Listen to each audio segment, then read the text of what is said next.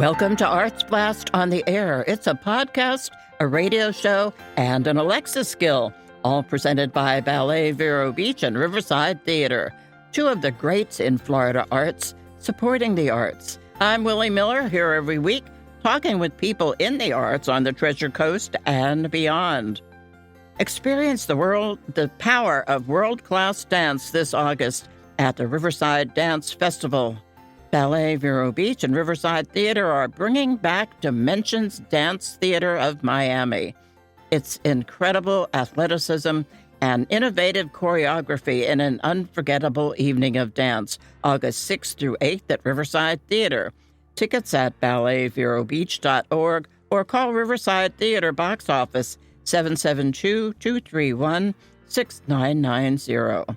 Now on with the show. My guests today are José Leal and Peg Girard. Peg Girard, I got you on the phone to talk about Melbourne Civic Theatre. How are you today? I'm great, thank you. Okay, let's see. Let's talk about you first. Peg Girard is the managing and artistic director of Melbourne Civic Theatre. Is that correct? That is correct. Yes, it is. How'd you get involved with them? Are you into acting, or are you into some other phase of putting on a show? Actually, I've been involved with Melbourne Civic Theatre, which was originally Indian River Players, since I was 15 years old. I'm an actor and also a director in the county, yeah. Wow. What was the name of it before? Indian River Players. Oh. We've been around for 74 years. You know, I don't remember hearing that name. That must have been before my time, and I've been here a while. Yeah, it's been, I guess, like 40 years now that they changed the name. Okay, yeah. Yep. I haven't been here that long. Yeah. Okay, let's talk about how do we find it? Where is it? Where is Melbourne Civic Theatre? We're right in downtown Melbourne, right across the street from City Hall, on Strawbridge Avenue, which is 192 here in Melbourne. We're a small theater, 93 seats. Wow. Yeah, it's very intimate. Cool. It is. It's great. I love it. I've been involved with this particular theater building for 40 years, too. So I've been around a while. So you're the chief cook and bottle washer at the theater. Is that right? I am. I do everything. Okay, it's 817, let's give the address overall, East Strawbridge Avenue in Melbourne. Yes. And it's in, is it a strip mall like Galleria, or is that a big mall? It's a small mall. It's just a bunch of mostly artistic things, really. We've got Strawbridge Art League in there and a couple of other people who do artistry. And now we have a nice little tea shop there, so that's nice. Oh, okay. So kind of a destination. Yeah, it is. And we're right next door to Meg O'Malley's. Most people know Meg O'Malley's. So. Okay. Website for Melbourne Civic Theatre. It's mymct.org. mymct.org. Correct. And that's where people can find out all about the 74th season? That's correct. Wow. Okay, let's talk about what's coming up. That's why we're here today. On this particular day, 9, the musical, starts July 31st. Tell me what that's about. It's about a man named Guido Contini who is going through a midlife crisis. He's a very famous filmmaker, and he's having trouble figuring out what film to do at this point in his life and struggling with some things. And it's just, the music is gorgeous. The actors are beautiful women. There's 17 women in the show, 1 man and 1 child. So that's pretty intense. Wow. For our little theater. It's based basically on Fellini's 8.5 film. The author of the show loved that film and went off of that concept to make this musical in 1982. Fellini was, as I recall, back in the day, kind of controversial. Yes. that people were a little more staid, I would say. Yes. Yep.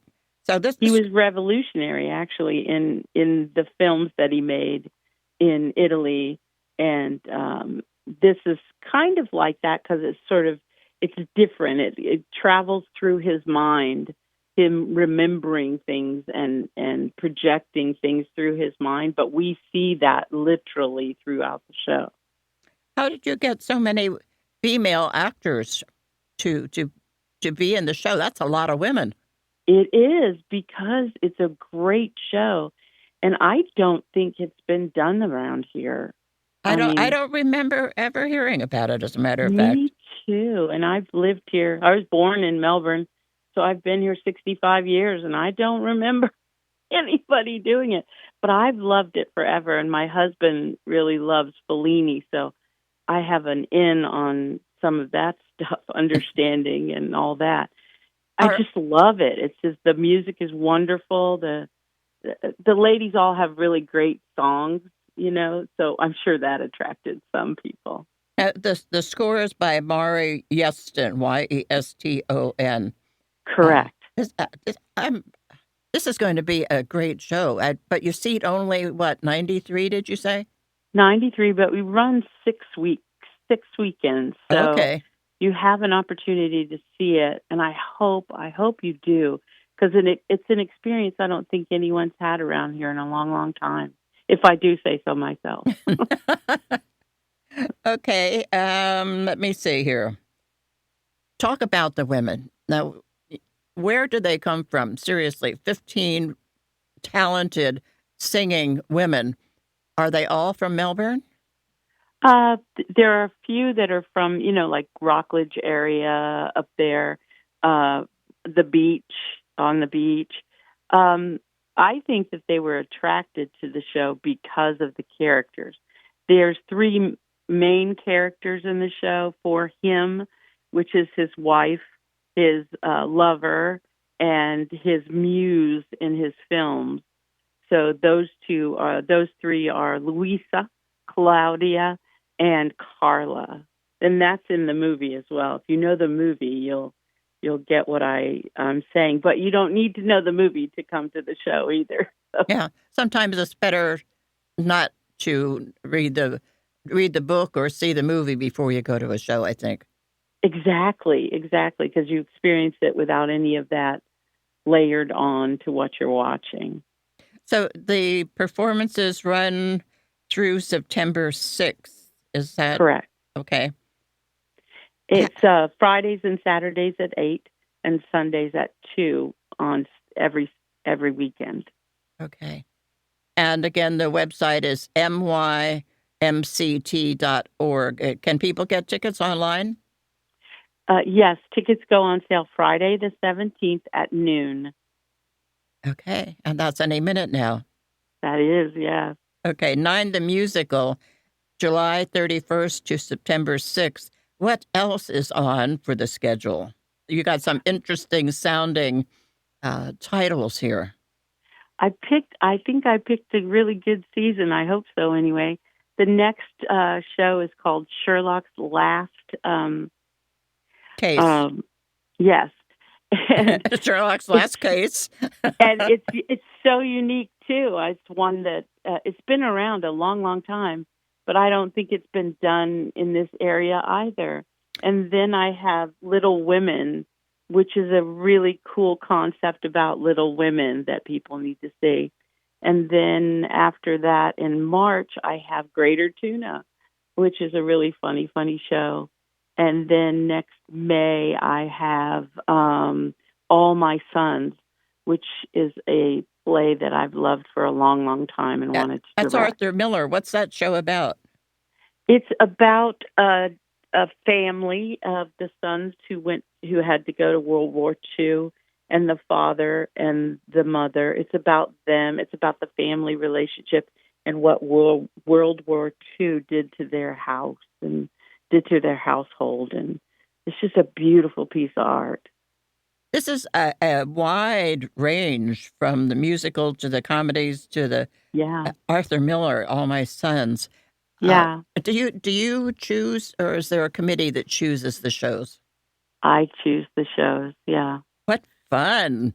I know. It's great. It's great to have a little bit of power. Oh boy, that's like holding the TV control. Yes, exactly. Okay, before we run out of time, let us once again mention that Nine the Musical is at Melbourne Civic Theatre, and that's 817 East Strawbridge Avenue in Melbourne. And this is your 74th season. That's so amazing. Congratulations to everybody involved. Thank you. Okay, and on for email information, it is info@mymct.org. Okay, Peg, it's been great talking with you. I'm going to want to talk to you again later in the season. Will that be all right? Oh, absolutely. Okay. So Sherlock's last case starts October 9th, and then Little Women isn't until January 15th. Correct. Can people audition? Oh, yes. Auditions for Sherlock is coming up August 2nd and 3rd. Okay, and on the website they can get information? Yeah. Okay. Yes, everything's on there, yes. Okay. Mm-hmm. Hey, great talking with you. I'm looking forward to seeing some of these great shows at the Melbourne Civic Theatre. Thanks again. Thank you so much. My pleasure. Bye-bye. Bye-bye. Okay. Wow, that's going to be a great season up there. It's a busy summer at Vero's Gathering Place, Riverside Theatre, with the Comedy Zone and Live in the Loop Thursdays through Saturdays, and now with the Loop Kitchen and Bar, led by executive chef Shoes Torres. Riverside Theatre for Kids July brings productions of Frozen, from the full Broadway production to Frozen, the Kids Edition, plus Olaf's Summer Bash. Look ahead at the schedule and fill your calendar. It's all at riversidetheatre.com. Experience the power of world-class dance this August at the Riverside Dance Festival. Ballet Vero Beach and Riverside Theatre proudly present the return of Dimensions Dance Theater of Miami, South Florida's acclaimed contemporary ballet company. Be inspired by incredible athleticism and innovative choreography in an unforgettable evening of dance. Performances run August 6th through 8th at Riverside Theatre. Get your tickets today at balletverobeach.org or at the Riverside Theatre box office.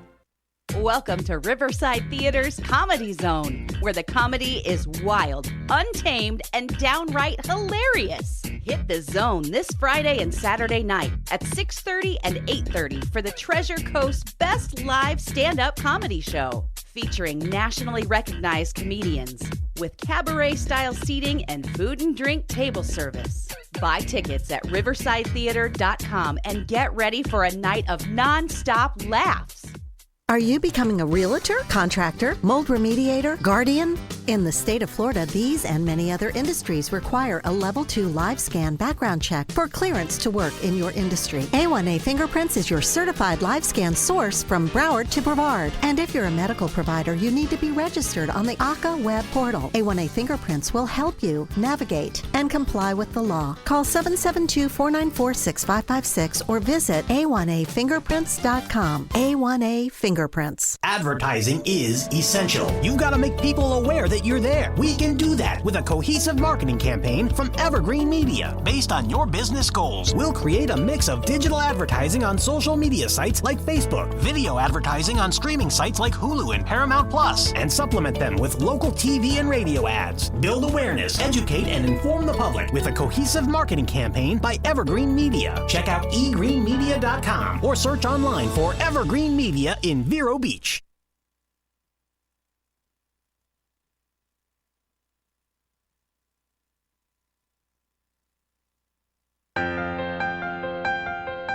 And we are back with part 2 of Arts Blast on the Air. I'm Willie Miller, and I'm talking to a fella at a place I have absolutely loved over my years in Florida. José Leal, Science Director and Curator at the Bailey Matthews National Shell Museum and Aquarium on Sanibel. How are you? Hi, how are you doing? I'm doing very well. Good. It's a pleasure to talk with you. I just love I love what you've done with the place. Uh, let's say you had a tough time in a hurricane or two a few years ago. Yes. Have you recovered from that completely? Oh, absolutely. The museum is completely back, to a much, much better state than we were before the hurricane. Ah, And we owe that to our executive director, who is a great leader. We have Sam Ankerson and great fundraisers. So we were able to bring the final touches of our new exhibit hall that was open in October last year. So yes, we've been running and better than ever. as I recall, as I said, I haven't been there for quite a long time. I'm going to say Perry Mason. Raymond Burr, the actor, was part of the history, wasn't he? Wasn't he a big fan? Yes. Raymond Burr, who he was Perry Mason on the long-standing TV series. Yeah, he was a very close friend of our founding director, Tucker Abbott. And as such, he was able to come and host a couple of, major turning point events here, capital campaign fundraisers they were. And that brought the museum to the public eye in ways that, it wouldn't be possible if he were not involved. And he was a shell collector also. He had an island in Fiji. and by living there for a while, he was able to, amass a large collection of shells. What great good luck that was. Yes. Could we talk about shelling on Sanibel just for a minute? Sure. I understand that it is still wonderful shelling there, as it always was for so many years. Why is that? What is in the current that brings the shells to the beaches of Sanibel? Well, it's a combination of factors. I mean, most of them weather related, and some of them have to do with the topography, of the underwater seafloor here in West Florida. The continental shelf is the part of the continent that's underwater in West Florida is really, really wide, unlike in your neck of the woods, where the continental shelf is really, narrow, especially in Palm Beach County, Broward, and all that. So we have very shallow water going all the way offshore. And when we have the winter winds, the cold fronts coming from the north and northwest, the waves and currents help pile up huge amounts of shells on the beaches here. So that's more or less what happens. So shelling is really good, not only on Sanibel, but all the barrier islands of Southwest Florida. Let's say from Charlotte County all the way down to the 10,000 Islands, near Florida Bay. What hurricane was it? I'm racking my brain here. I can't remember which hurricane it was that did so much damage. Yes, we've had many hurricanes that passed through with some damage, but Hurricane Ian in September 2022, which will be basically 4 years in a couple of months, that's the one that did the most damage to Sanibel. We had spots on the islands where the storm surge reached 12 feet. Wow. That was 12 feet underwater in many places here. The museum had about 5.5 feet of water on the first floor. And we also had roof damage. We had infiltration. And basically the entire museum had to be, renovated after the hurricane. And now we're completely, back in operation. Yes. When a storm like that is predicted, do you move all the creatures that you have there, or do they? Yes, we were able to move some of them, and the local ones we've just returned to the water, and some of the more exotic ones we were able to move to other institutions, like some of them went to some of the aquariums in Central Florida. Ah. And we were able to do that, so that not much was lost. Correct me if I'm wrong. Did you have a situation in which an octopus escaped at one point? No, not really. No. I don't mean No, escaped out of the building, but got out of his tank. No, we don't. We know that octopuses are very, very crafty. Yes. And we do have a system. We use actually AstroTurf, that fake grass, a layer of that on top of the tank, so that the octopus doesn't like to, cross that area. So it stays permanently inside the aquarium. Okay. Speaking of, I have to mention the newsletter, and I'll ask you in a minute how listeners sign up to get your newsletter. But you have a hilarious joke of the week, and I cannot, whatever I do, figure out how this answer comes about. The joke is, which is the octopus's favorite playing card?